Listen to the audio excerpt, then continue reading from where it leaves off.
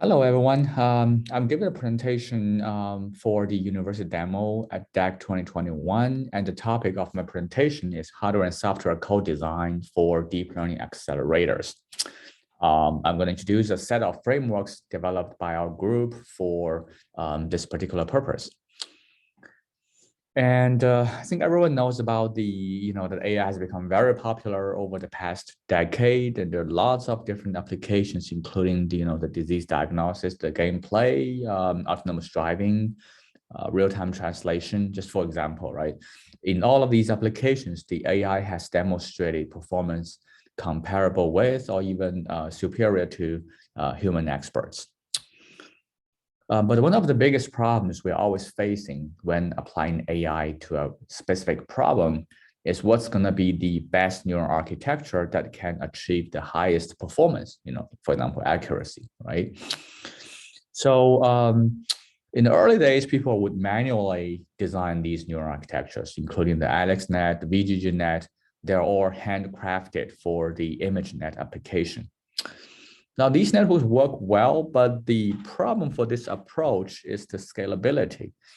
If we want to apply, find out the neural architecture for a large number of applications, then this will require a lot of efforts.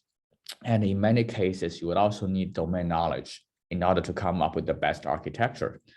So this won't work in the era of AI democratization, where you have lots of scenarios where we need AI. So then people started thinking, hey, maybe I can, automatically identify the best architecture through another neural network, right? So the idea is to use an RNN to randomly sample an architecture, and then we train the architecture on the target data set to get the accuracy, and then we'll come back and then use that accuracy to update the controller. So this was called a neural architecture search, which worked very well if you don't have a resource constrained environment, if you can always accommodate the resulting neural architecture regardless of the size.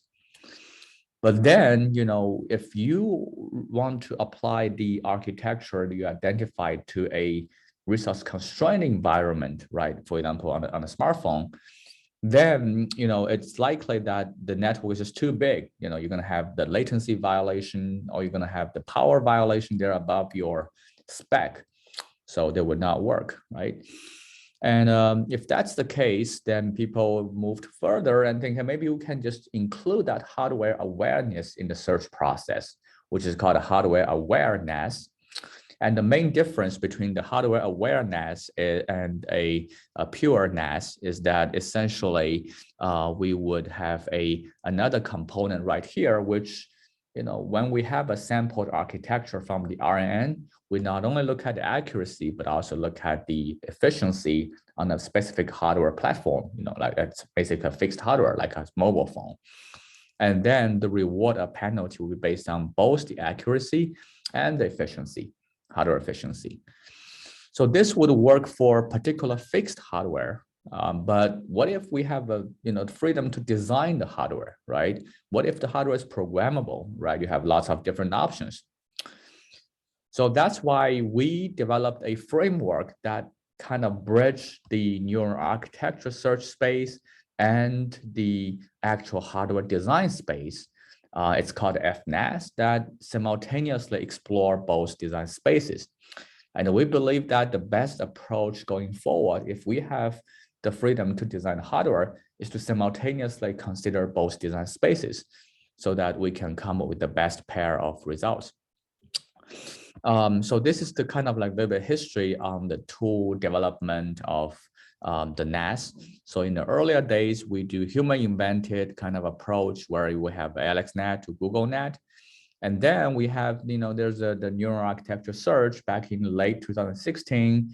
And after which there were like MNASNet, proxyless NAS, FBNet, these are all hardware aware NAS.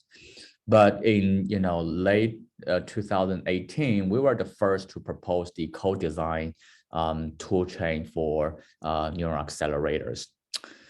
So the main idea is shown here. Essentially, we have a loop that, in addition to considering only the training accuracy, we also look at the hardware performance to get the latency, right? So that's and we have a neural network basically embedded in the, in this whole flow to predict the hardware design space.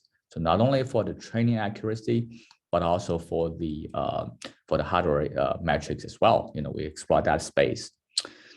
So we did some experiments, and we tried the different FPGA boards, we tried different data sets, we tried different search space, we tried different hardware space, design space, different target timing spec.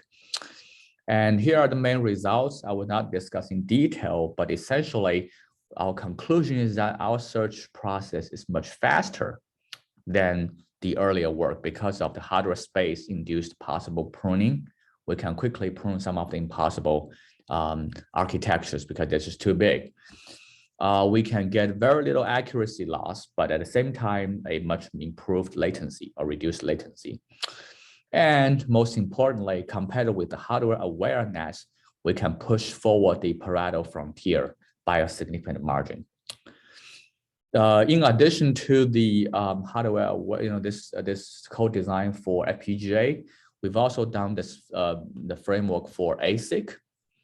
We've done it for network on chip, for computing in memory. That includes a device circuit and architecture co-exploration. And also for security into the secure interface, and finally for quantum circuits. So we have a set of tools available for all kinds of hardware, platforms that we have open sourced and available for people to use.